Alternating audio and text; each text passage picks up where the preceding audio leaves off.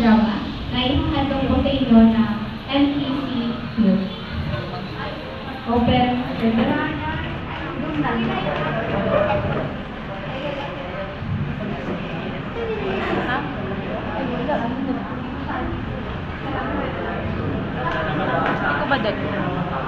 Sinupain sila may tatlong magkakaibigan na sa ulit na mas mahusay kaysa sa lahat ng salamangkero sa buong kaharian. Sina Ananias na tinatawag na Shadrach, Mishael na tinawag na Meshach, at si Azarias na tinawag na Abednego. Sila'y tauhan sa bulwagan ng Han. Taglay nila ang katalinuhan at kalaman sa lahat ng turo at karunungan.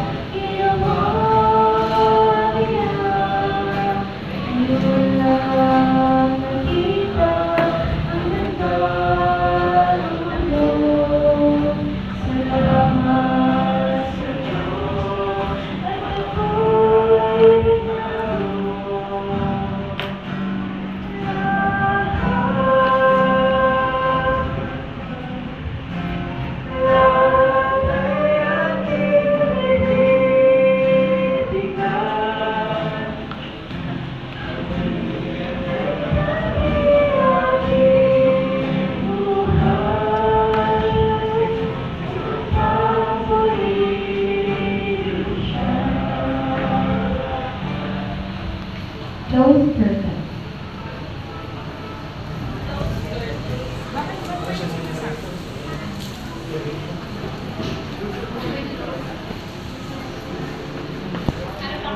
Hari si Nebukadnesar ng hari ng Babylonia ang kanyang mga hukbo upang magbigay uto. Open curtain.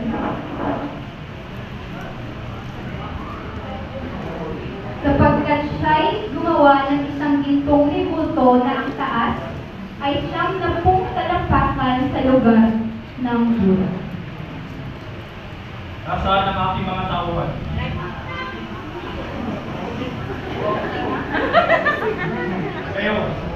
Kayo mga malalaking katawan. Aking ipinag-uutos sa inyo na kayo'y magbigay alam at lipunin ninyo ang ating mga leader, ang mga tagapangasiwa ng lalawigan, ang mga gobernador, ang mga taga-ingat-hiyangan, mga tagapayo, pati yung mga pinuno ng mga lalawigan doon sa kabila nating ngayon. Naintindihan? Agad sinasabihan ng mga leader sa bawat lalawigan at agad naman itong tumugon sa panawagan ng hari. Toaster.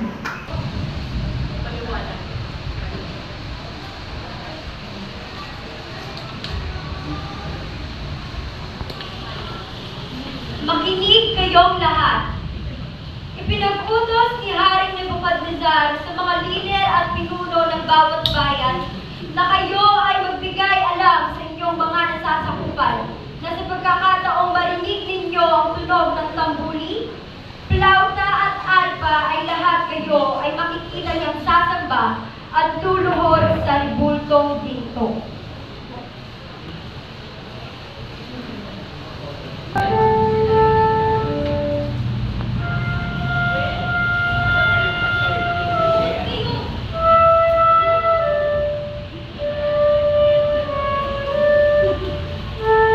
Tanging 3 tao lamang ang nanatiling nakatayo nang matapos tumunog ang flauta. Walang nakita kahit na anong pagsamba at pagluhod sa kanila, kung kaya agad itong ipinagbigay alam sa hari. Hari! Amang hari! Bakit? Ay, nakita ko po ang tatlong magkakaibigan na si Shadrach, Meshach at Abednego. Hindi sila lumuhod at sumamba sa ribultong ginto na pinagawa mo. Agad may pinatawag ng Haring Nebukadnezar ang tatlong magkakaibigan upang sila'y kausapin. Kaibigan upang kumpirmahin ang kanyang balitang nasabi. Kayong tatlo, totoo ba ang aking narinig na kayo ay hindi lumuhod at sumamba sa ipinagawa kong ribulto? Muli, ipinag-uutos ko sa inyo na kapag narinig nyo ang flauta, kayo ay luluhod at sasamba sa ribulto na aking pinagawa upang kayo ay hindi mapahamak sa horno. Hari, kailanman ay hindi kami sasamba sa ribultong gintong iyon. At naniniwala kami na ang Diyos na aming Ama ay ililigtas kami mula sa kapahamakang iyong ninanais. Labis na galit ang naramdaman ni Haring Nebukadnezar sa sagot na kanyang natanggap mula sa tatlong magkakaibigan.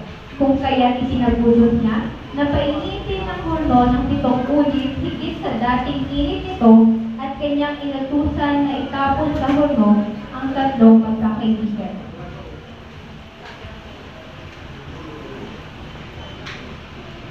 Sinabi nito sila ay talian ng kanyang mga hukbo.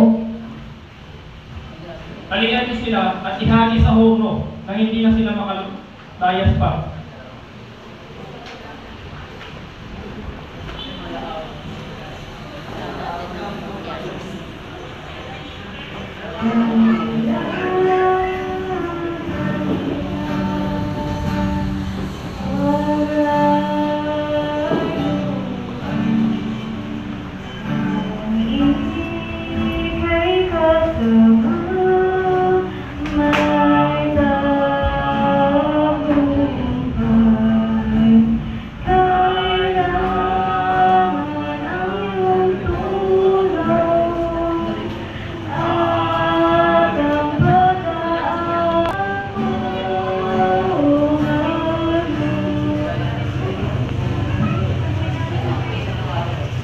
Bala, pinaparusahan na ang mga sumuway, ngunit isang nakakagulat na tanong ang sinabi ni Haring Nebukadnezar.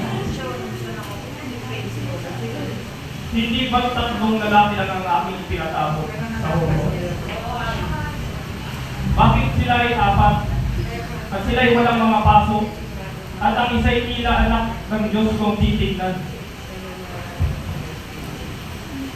Mula sa pagkamangha ng kani, kanyang pinagputos na lumabas sa tatlong magkakaibigan sa horno at sinabing walang sino man ang maaaring magsalita ng masama sa Diyos ni Sadrach, Meshach at Abednego.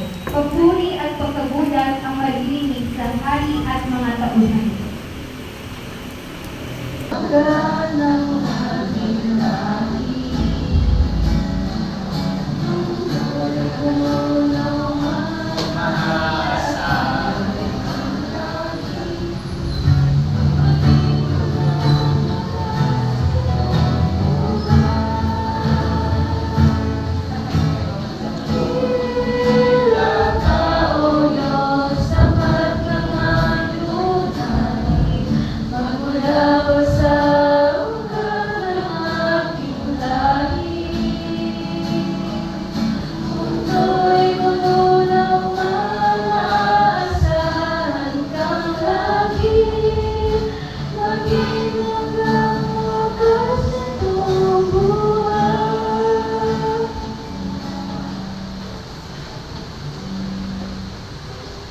Ayan, maraming salamat po sa inyong pakikinig sa aming magpinsan.